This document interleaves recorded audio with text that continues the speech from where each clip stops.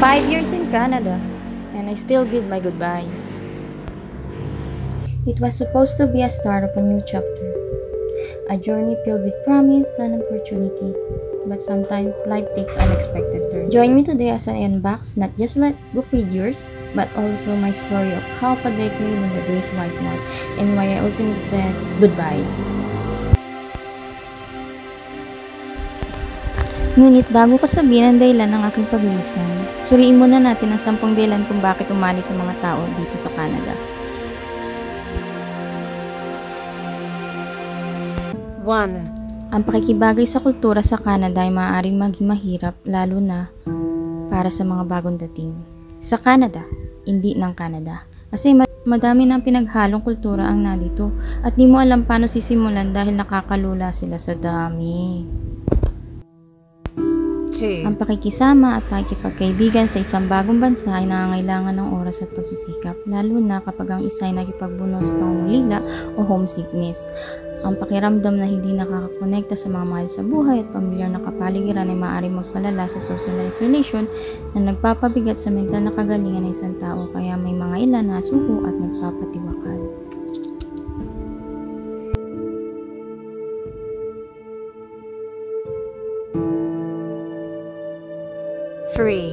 Kahit na magandang pagmasdan ng panahon dito sa Canada, isa pa rin siyang hamon sa mga bagong dating mula sa mainit na klima. Isipin mo, mula 35 degree patungo sa negative 35 degree. Dati-dati umiinom ka ng kape kahit na mainit. Ngayon, kumakain ka na ng ice cream kahit malamig. Ang tagal ng snow dito at bihira ang summer, kaya madalas magpala na napakasakit sa balakang. Ay naku.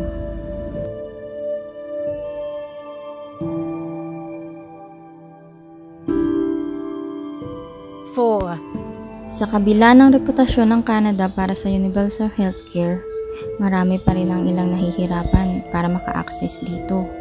Ang proseso ng pag-access sa serbisyo ay magulo at matagal dahil sa mahabang oras ng paghihintay. May ilan, 3 oras. Ako noon, 6 na oras.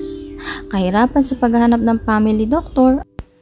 Kung hindi pa ako nabuntis at naging priority list, hindi ako magkakaroon ng family doctor. May ilan din nalilito kung alin ba ang kasama o sakop at kung alin ang hindi. Halimbawa, ang dental diyan kasama, kaya maraming nauwi ng Pinas para magpagawa ng pustiso.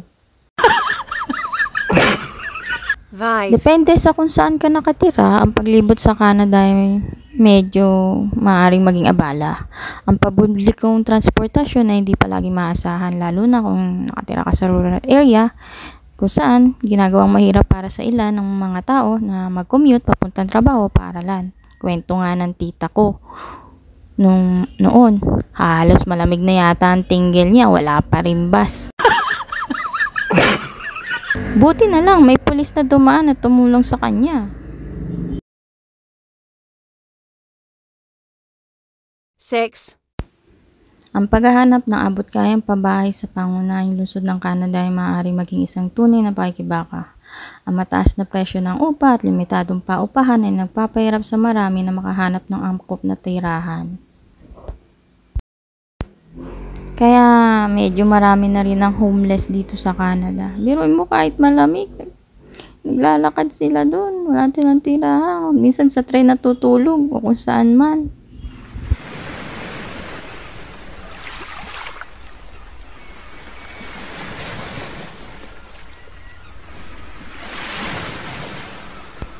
And 8. Ang mataas na pagbubuwis at ang tumataas na halaga ng pamumuhay ay alahanin para sa maraming individual na naninirahan dito sa Canada. Ang pasanin ng mga buwis, kasama na ang patuloy na pagtaas ng mga gastusin para sa pabahay, mga bilihin o grocery at iba pang pangangailangan ay maaaring magdulot ng stress sa pananalapi at pangkalatang kalidad ng buhay. Nagsitaasan na silang lahat pero ang sahod di pa rin nataas. 9. Ang limitadong mga pagkakataon sa pagsulong ng propesyon o kahirapan sa paglipat ng mga kredensyal mula sa ibang bansa ay maaaring makahadlang sa professional na paglago. Mahaba at masalimuot ang proseso upang makilala ang kanilang mga kwalifikasyon dito sa Canada na humahantog sa pagkaantala ng paghahanap ng angkop na trabaho sa ilan. Marami nga dito, may ilan, di ba? Driver, pero doktor sa Pinas. Tapos, ang sahod dito ay hindi pa kataasan unless kasama ka sa tinatawag na Red Seals job.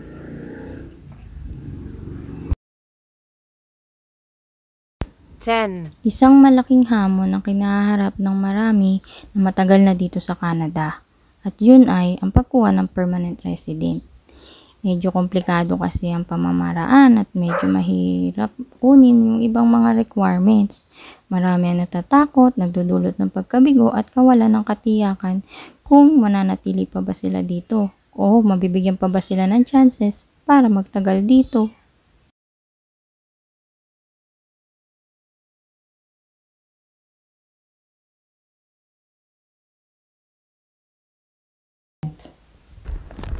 Now, let's get personal. You see, I started my journey in Quebec, Canada. The province had its charms, but then came Bill 96, making French the official language. And that's where things got complicated for me.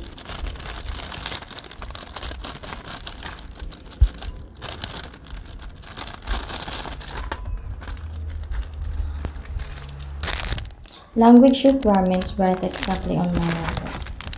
But with the new law in Quebec, French proficiency became a crucial factor in training for my In short, hindi ka mapi-PR sa Quebec kung hindi ka marunong mag-French. Challenges we often face.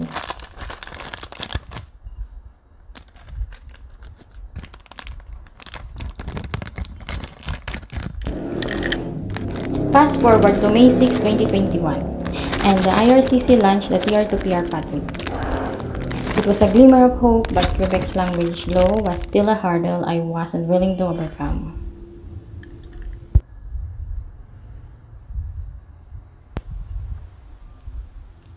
So I made the tough decision to leave Quebec behind and start anew in Ontario.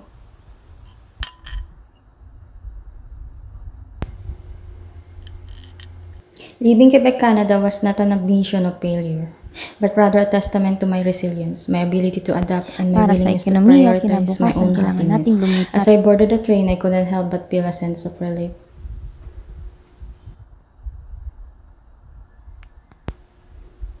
But wait, before you click away, there's more assignment to come. Stay tuned and we dive into the intricate building process of this Lego picture. Trust me, the final reveal is worth the wait. Stick around as we piece together each component, bringing these characters to life brick by brick.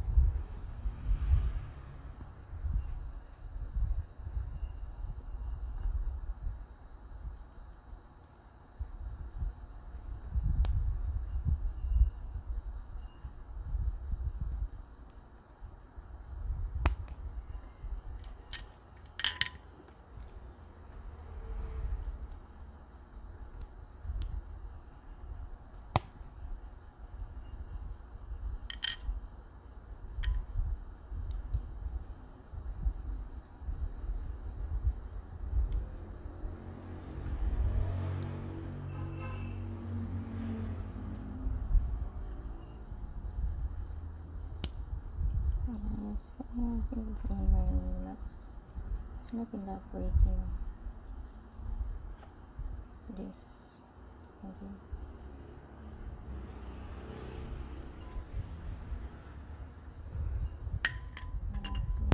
Bago ko nga pala makalimutan, residente na nga pala ako. Yay!